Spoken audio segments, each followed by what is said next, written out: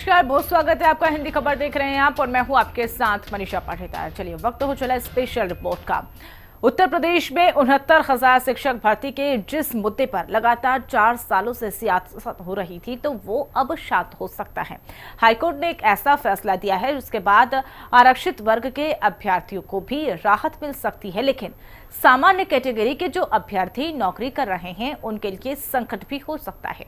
नौकरी भी आ सकती है या फिर हालांकि हाईकोर्ट की डबल बेंच के फैसले से आरक्षित वर्ग के अभ्यर्थी काफी उत्साहित थे, लेकिन अभी भी इस नौकरी मिलने से एक पैच फंसा हुआ है। रिपोर्ट देखिए।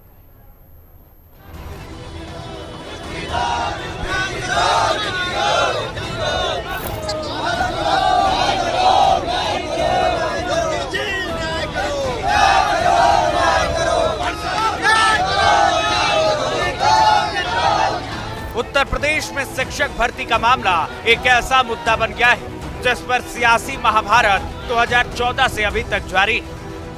उत्तर प्रदेश के बेसिक शिक्षा विभाग में अखिलेश सरकार में जब से शिक्षा मित्रों को सहायक अध्यापक के तौर पर समायोजित किया गया था, उसके बाद से शुरू हुआ विवाद अभी तक शांत नहीं हो पाया है।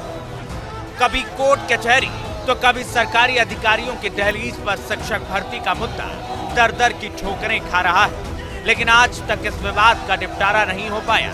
शिक्षक भर्ती मामले पर सियासत तो खूब हुई, लेकिन सियासत करने वालों ने कभी मिल बैठकर इस मुद्दे का स्थायी समाधान निकालने की कोशिश नहीं की। कोर्ट कचहरी और सरकारी अधिकारियों के बीच झूलती शिक्षक भर्ती की फाइलों पर आज तक कोई फाइनल फैसला नहीं हो पाया है। शिक्षक भर्ती का मामला एक ऐसा मामला बन चुका है जो कभी आरक्षित वर्ग के अभ्यर्थियों पर भारी पड़ता है तो कभी अनारक्षित वर्ग के लिए संकट लेकर आता है। 69,000 शिक्षक भर्ती में अभी तक जो भर्तियां हुई हैं, उसमें आरक्षित वर्ग के अभ्यर्थी आरोप लगा रहे थे कि उनका हक छीना गया है, लेकिन अब लखनऊ हाई कोर्ट की डबल बेंच का जो फैसला आया है, उससे अनारक्षित वर्ग के सेलेक्ट हुए अभ्यर्थियों की नौकरी भी जा सकती है। मतलब उत्तर प्रदेश में 69,000 शिक्षक भर्ती का मुद्दा ऐसा है जो कभी एक पक्ष पर भारी पड़ता है तो कभी दूसरे पक्ष पर भारी पड़ जाता है। हालांकि इस बार कोर्ट का जो फैसला आया है, उससे आरक्षित वर्ग के अभ्यर्थी काफी उत्साहित हैं। उनका कहना है कि कई साल से वो अपना अधिकार पाने के लिए संघर्ष कर रहे थे और आखिरकार कोर्ट से उन्हें सफलता मिली है। बैकवर्ड दलित के हक अधिकार की बात थी, उनके हक अधिकार को लूटा गया था। तो बैकवर्ड दलित के जो नेता हैं, चाहे केशव प्रसाद मौर्य जी हों, अनुप्रिया पटेल जी हों, ओम प्रकाश राजभर जी हों, विपक्ष में अखिलेश यादव जी हों, सभी लोग अपने अपने वोटरों को साधने और उनके हक अधिकार के प्रति चिंतित हैं। चाहे आप सत्ता पक्ष को देखिए चाहे विपक्ष को देखिए, दोनों लोगों की एक सुर में। योगी आदित्यनाथ जी का भी बयान नहीं आया, लेकिन केशव प्रसाद मौर्य जी का, अखिलेश जी का, सबके बयान में यही है कि इस फैसले का स्वागत करते हैं। पिछड़े दलितों को जो ये लोग लगातार संघर्ष कर रहे हैं अभ्यर्थी, इनको न्याय मिलना चाहिए। अब जो है बहुत अंधेरा हमारे जीवन में हो गया है, अब इसका सवेरा होना चाहिए। और दूसरी जो बात आपने कही हाईकोर्ट के जजमेंट को लेके, तो जो जजमेंट आया है, हम लोग इस जजमेंट से बहुत खुश हैं, संतुष्ट हैं। हमारी जो भी दलीलें थी उसको कोर्ट ने स्वीकार की और कोर्ट ने एक अहम टिप्पणी उत्तर प्रदेश सरकार के लिए की है अपने ऑर्डर में कि जब भी दोबारा 69,000 शिक्षकों की भर्ती के लिए चयन सूची बनाई जाए तो उसमें उत्तर प्रदेश आरक्षण सेवा अधिनियम 1994 के प्रावधानों का पूरी तरीके से पालन करते हुए लिस्ट बनाई जाए, जिससे किसी भी वर्ग का कोई अहित ना हो। 69,000 जैसी भर्ती में इतना बड़ा घोटाला जो हुआ था, पता नहीं किसकी मंशा से हुआ था, किसने इस लिस्ट को बनाने में अपनी रुचि दिखाई थी, जो गलत तरीके से लिस्ट बनाई और जो मतलब आरक्षण के लोग हैं वो इससे लाभ पाने से बाहर रह गए थे। हम लोग सड़कों पर संघर्ष कर रहे थे। 69,000 शिक्षक भर्ती को लेकर आरक्षित वर्ग के अभ्यर्थी बीते कई साल से संघर्ष कर रहे थे। पिछले साल भयंकर ठंड में शिक्षक भर्ती के अभ्यर्थी धरना प्रदर्शन करते रहे। लखनऊ के इको गार्डन में 500 दिन से ज्यादा तक हड़ताल चली। कई बार बेसिक शिक्षा मंत्री संदीप सिंह के आवास का घेराव किया गया। इतना ही नहीं, बेसिक शिक्षा मंत्री के साथ साथ और भी कई दलित और पिछड़े वर्ग से आने वाले मंत्रियों के आवास घेरे, लेकिन बात नहीं बनी। इसके बाद शिक्षक भर्ती के अभ्यर्थियों ने मुख्यमंत्री आवास का भी घेराव किया, लेकिन समस्या का समाधान नहीं हुआ। इसी बीच लोकसभा चुनाव को लेकर आचार संहिता लगी तो आंदोलित कर रहे अभ्यर्थियों को मायूस होकर अपने घरों को लौटना पड़ा, लेकिन उम्मीद थी कि हाई कोर्ट की डबल बेंच में उनकी आवाज जरूर सुनी जाएगी। अब हाईकोर्ट ने आरक्षित वर्ग के अभ्यर्थियों के हक में फैसला देकर सरकार के सामने नई चुनौती पेश कर दी है। 69,000 शिक्षक भर्ती की मेरिट लिस्ट रद्द हुआ। 19,000 सीटों पर आरक्षण घोटाला हुआ। नए सिरे से रिजल्ट जारी करने के कोर्ट ने दिए आदेश। 3 महीने में नई सूची जारी करनी होगी। बेसिक शिक्षा विभाग नई सूची बनाएगा। आरक्षण नियमावली 1981 का पालन होगा। आरक्षण नियमावली 1994 का पालन होगा। नए सिरे से सहायक शिक्षकों की भर्ती होगी। कोर्ट के फैसले से आरक्षित वर्ग के अभ्यर्थी तो काफी खुश हैं, लेकिन सबसे बड़ा सवाल उन अभ्यर्थियों का है जो सामान्य कोटे से आते हैं। कोर्ट का फैसला आरक्षित वर्ग के लिए तो खुशियां लेकर आया, लेकिन सामान्य वर्ग के जो अभ्यर्थी बीते 4 सालों से नौकरी कर रहे हैं, उनके सामने अब नौकरी जाने का संकट खड़ा हो चुका है। 2020 में शिक्षकों का चयन हुआ था। बीते 4 साल से नौकरी कर रहे हैं सामान्य वर्ग के अभ्यर्थी। कोर्ट के आदेश से नौकरी पर संकट। नई भर्तियां हुई तो पुरानों का क्या होगा? क्या नौकरी करने वाले फिर बेरोजगार हो जाएंगे? शुक्रवार को जब से लखनऊ की डबल बेंच का फैसला आया है, उसके बाद से अब वो शिक्षक परेशान हैं जो बीते 4 साल से नौकरी कर रहे हैं। 69,000 शिक्षक भर्ती में जो अभ्यर्थी चयनित हैं और स्कूलों में पढ़ा रहे हैं, वो अब अपनी नौकरी खो भी सकते हैं। हाई कोर्ट ने माना है कि भर्ती में आरक्षण का घोटाला हुआ है और नए सिरे से भर्ती की जाएगी। मतलब अगर नए सिरे से भर्तियां होंगी तो पुरानी वाली भर्तियों को रद्द करना होगा। अब नए सिरे से पूरी भर्ती होगी तो पहले से नौकरी पाए कुछ शिक्षकों की छटनी भी तय है। अब ऐसे में सरकार को काफी सूझबूझ और संवेदनशीलता के साथ काम करना होगा। हालांकि अभी सरकार के पास एक विकल्प बचा हुआ है। सुप्रीम कोर्ट में अपील कर सकती है प्रदेश की सरकार। नौकरी पाए अभ्यर्थी सुप्रीम कोर्ट जा सकते हैं। नौकरी बचाए रखने की गुहार लगा सकते हैं। हाई कोर्ट का फैसला स्टे हुआ तो नौकरी बच जाएगी। हाई कोर्ट का फैसला बरकरार रहा तो नौकरी खतरे में हो जाएगी। हालांकि लखनऊ हाई कोर्ट ने अपने फैसले में कहा है कि अगर नई मेरिट लिस्ट बनाते समय मौजूदा शिक्षकों की नौकरी जाती है तो उन्हें शैक्षिक सत्र तक सेवाओं में रख सकते हैं। मतलब वो 2024-25 तक स्कूल में पढ़ा सकते हैं। लेकिन सवाल है कि उसके बाद आखिर क्या होगा। योगी सरकार के पास अब सुप्रीम कोर्ट जाने का ही विकल्प बचा हुआ है। फिलहाल अब सब कुछ सुप्रीम कोर्ट के फैसले पर निर्भर करेगा कि वो लखनऊ हाई कोर्ट के डबल बेंच के फैसले की किस तरह से समीक्षा करती है। नौकरी कर रहे शिक्षकों को उम्मीद है कि उनकी नौकरी बची रहेगी और आरक्षित वर्ग के अभ्यर्थियों को उम्मीद है कि उन्हें भी शिक्षक बनने का मौका मिलेगा। अब फैसला सरकार को करना है कि वो किस तरह से शिक्षक भर्ती मामले को सुलझाती है। ब्यूरो रिपोर्ट, हिंदी खबर। 69,000 शिक्षक भर्ती को लेकर सियासी शोर तो आपने सुना ही होगा, लेकिन क्या आपको ये पता है कि शिक्षक भर्ती के विवाद की जड़ कहां पर है? आज के 10 साल से पहले अगला एक बार फैसला लिया गया था तो शायद शिक्षक भर्ती पर शुरू हुआ विवाद इतना तूल नहीं पकड़ता। 10 साल पहले अगर एक फैसला नहीं हुआ तो 4 साल बाद तक शिक्षक भर्ती को लेकर लगातार चला सियासी संघर्ष नहीं होता। ये रिपोर्ट देखिए।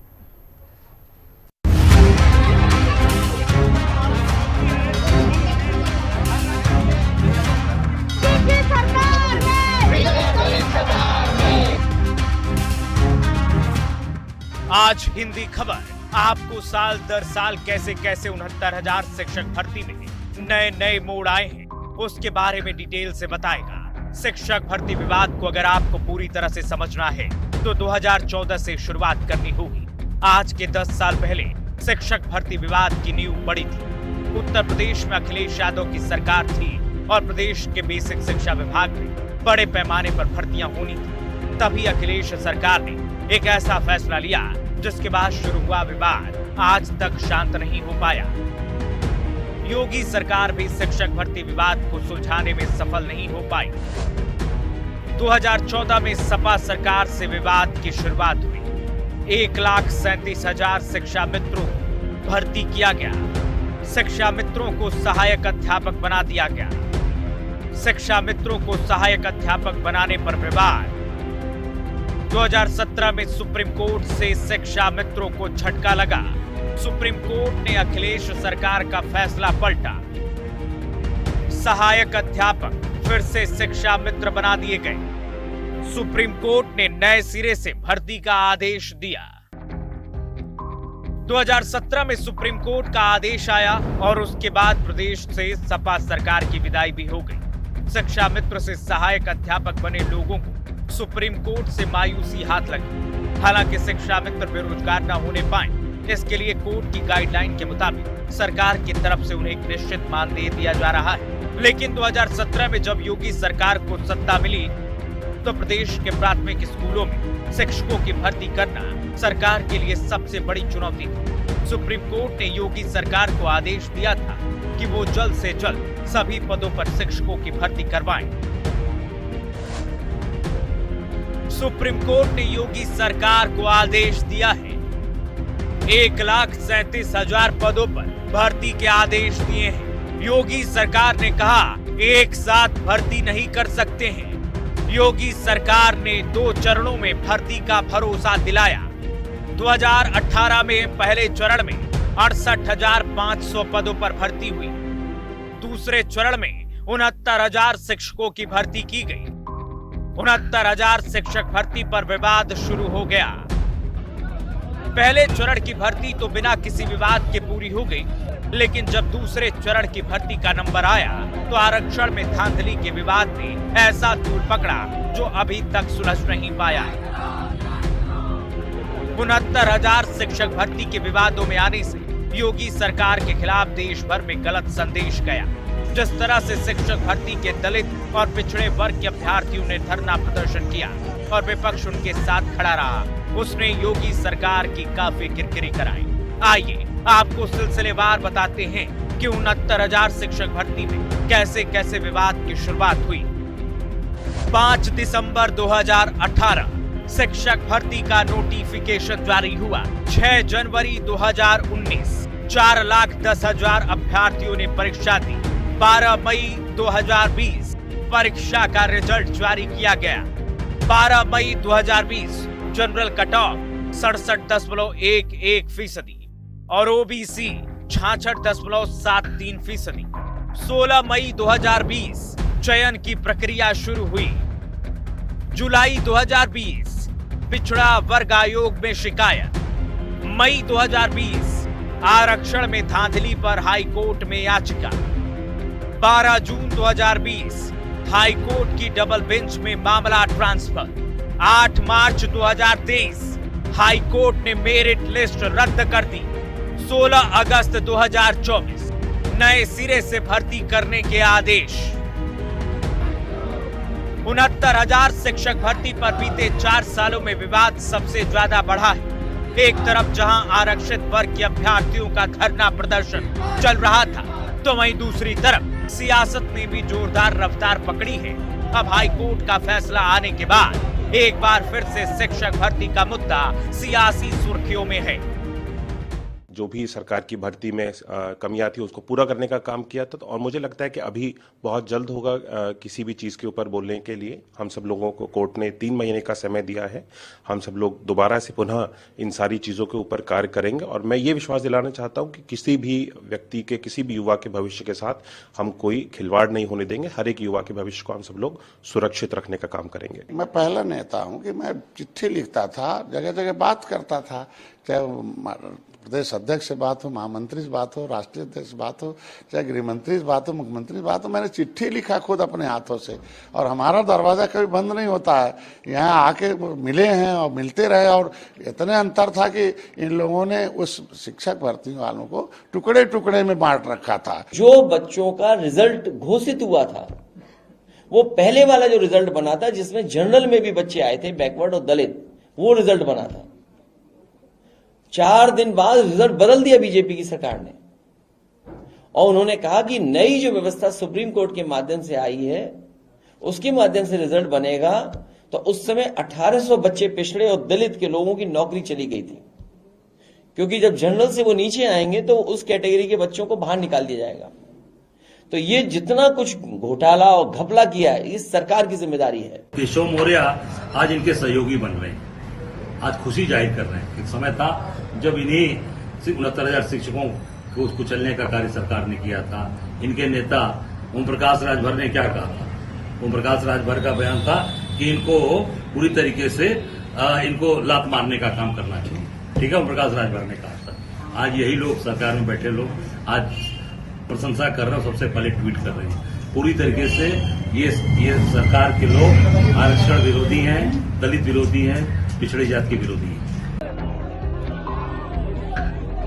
प्रदर्शनकारियों को पूरे विपक्ष का समर्थन मिलता रहा, तो वहीं सत्ता पक्ष बार बार प्रदर्शनकारियों को आश्वासन देता रहा कि कोर्ट का आदेश आने दीजिए, उसके बाद कोई बीच का रास्ता निकाला जाएगा। अब कोर्ट का फैसला आ चुका है। हालांकि ये फैसला आरक्षित वर्ग के अभ्यर्थियों के हक में है, लेकिन इस फैसले ने सरकार को भी धर्म संकट में डाल दिया है। अगर योगी सरकार हाई कोर्ट के फैसले का पालन करते हुए पूरी भर्ती रद्द करती, तो सामान्य वर्ग के हजारों शिक्षकों को नौकरी से हाथ धोना पड़ेगा। इसलिए सरकार को अब बेहद ही सूझबूझ के साथ शिक्षक भर्ती मामले को सुलझाना होगा। फिलहाल देखना है कि अब सरकार और सुप्रीम कोर्ट के बीच में फंसे शिक्षक भर्ती मुद्दे को किस तरह से हल किया जाता है। उम्मीद है कि बेसिक शिक्षा विभाग में बैठे अधिकारी आरक्षित और सामान्य वर्ग के अभ्यर्थियों के हितों को ध्यान में रखकर कोई बीच का रास्ता जरूर निकालेंगे। ब्यूरो रिपोर्ट, हिंदी खबर। चलिए आगे बढ़ेंगे। उत्तर प्रदेश में शिक्षक भर्ती के आरक्षण को घोटाले का आरोप लग रहा था। इसी बीच लेटरल एंट्री से भी भर्तियों का विज्ञापन निकल गया। संघ लोक सेवा आयोग की तरफ से एक विज्ञापन निकाला गया और जिसमें बिना लिखित परीक्षा के लेटरल एंट्री के जरिए मंत्रालय में संयुक्त सचिव, उप सचिव और निदेशकों के पदों पर नियुक्ति की जाएगी। पूरे विपक्ष ने एक सुर में इसे आरक्षण के खिलाफ लगाया और फैसला बताया। मोदी सरकार पर सवाल उठाना भी शुरू कर दिया। रिपोर्ट देखिए।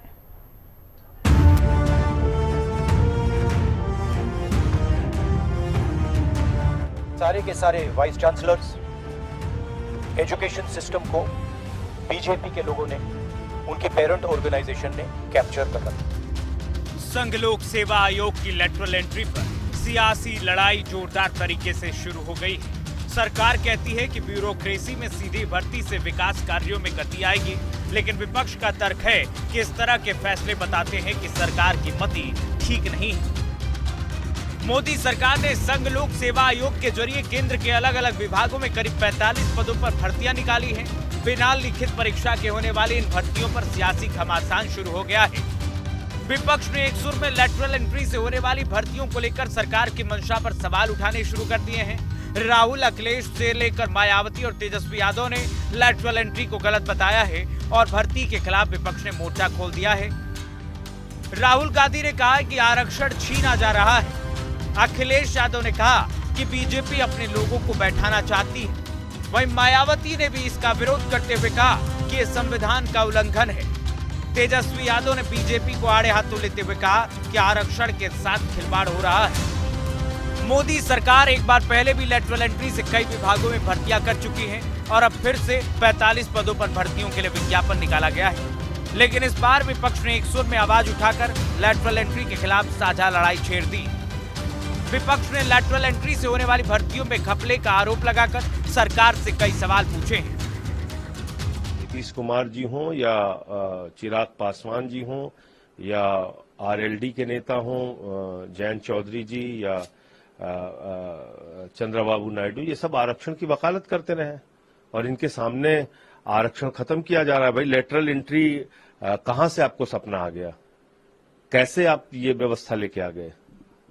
आप इस देश के अंदर जो पिछड़ों को, दलितों को, आदिवासियों को सरकारी नौकरियों में अधिकार मिला है, उसको आप एक नया नया फॉर्मूला लागू करके खत्म करते हैं, तो ये ठीक नहीं है। जो संविधान सम्मत आरक्षण है सरकारी नौकरियों में, यूपीएससी आप देते हैं तो पूरा एक आरक्षण की एक सुविधाएं हैं, एससी, एसटी, ओबीसी सबके लिए। तो वो सुविधाएं आप नकार के लैटरल एंट्री या डायरेक्ट एंट्री कर रहे हैं, पिछले दरवाजे से आप एक तरह से आरक्षण को खत्म कर रहे हैं और संविधान के साथ खिलवाड़ कर रहे हैं। तो जो राहुल गांधी लगातार कहते आए हैं कि 90 सचिवों में से सिर्फ 3 ओबीसी हैं या रिजर्व कैटेगरी के हैं, तो उनकी बात सही थी। और जो हम लगातार चुनाव में भी उठा रहे थे कि साहब ये संविधान बदल देंगे, तो देखिए शुरुआत तो ऐसे ही होती है, बैकडोर से संविधान बदलना शुरू कर दिया है। लैटरल एंट्री के जरिए सरकार 3 साल के लिए भर्तियां निकालती है और परफॉर्मेंस ठीक रहने पर कॉन्ट्रैक्ट को 5 साल के लिए बढ़ा दिया जाता है। लेकिन विपक्ष का आरोप यह है कि लैटरल एंट्री में आरक्षण नियमों का पालन नहीं किया जाता है। सरकार की तरफ से चुनिंदा लोगों को चिन्हित करके उन्हें चयनित कर लिया जाता है। आइए आपको बताते हैं कि आखिर लैटरल एंट्री क्या है। लैटरल एंट्री का मतलब सीधी भर्ती है। 2018 में लैटरल एंट्री की शुरुआत हुई। सिर्फ इंटरव्यू से नियुक्ति मिल जाती है, सरकारी विभागों में तैनाती मिलती है। 2018 में 9 पदों पर नियुक्तियां की गई। निजी क्षेत्र के लोगों का चयन हुआ था। दरअसल लैटरल एंट्री के जरिए जिन लोगों की भर्तियां हो रही हैं, वो यूपीएससी के माध्यम से की जा रही हैं। संघ लोक सेवा आयोग देश की सबसे बड़ी परीक्षा कराता है और संघ लोक सेवा आयोग के जरिए चयनित लोग ही देश की प्रशासनिक व्यवस्था संभालते हैं। लैटरल एंट्री से परीक्षा नहीं होगी और विपक्ष का आरोप है कि सरकार अपने मनपसंद लोगों को सेलेक्ट कर लेगी। 45 पदों पर भर्तियां निकाली गई हैं। केंद्र सरकार के विभागों में भर्ती होनी है। संयुक्त सचिव और उप सचिव भर्ती होने हैं। निदेशकों की नियुक्तियां की जा रही हैं। बिना परीक्षा के उच्च पदों पर भर्तियां होंगी। सिर्फ इंटरव्यू के जरिए भर्तियां की जाएंगी। सामान्य तौर पर संघ लोक सेवा आयोग में जो चयन होते हैं वो 3 चरणों में होते हैं। पहले प्रारंभिक परीक्षा, फिर मुख्य परीक्षा और फिर इंटरव्यू लिया जाता है। लेकिन लैटरल एंट्री के जरिए जो भर्तियां होंगी उसमें शुरुआत के 2 चरणों को छोड़ दिया गया है। मतलब इंटरव्यू में जो पास हो जाएगा उसकी नौकरी पक्की है। हालांकि लैटरल एंट्री के जरिए होने वाली नियुक्तियों में समय कम लगेगा, लेकिन विपक्ष को लैटरल एंट्री रास नहीं आ रही है। सरकार एक तरफ जहां लैटरल एंट्री पर आगे बढ़ रही है, तो वहीं विपक्ष ने एकजुट होकर लैटरल एंट्री के खिलाफ जंग छेड़ दी। फिलहाल संघ लोक सेवा आयोग ने 45 पदों पर लैटरल एंट्री के जरिए आवेदन मांगे हैं। अब देखना है कि ये भर्तियां होती हैं या फिर विपक्ष ने जो मोर्चा खोला है उसका कोई असर देखने को मिलेगा। ब्यूरो रिपोर्ट, हिंदी खबर। तो फिलहाल इस बुलेटिन में मेरे साथ इतना ही। आप देखते रहिए हिंदी खबर। नमस्कार।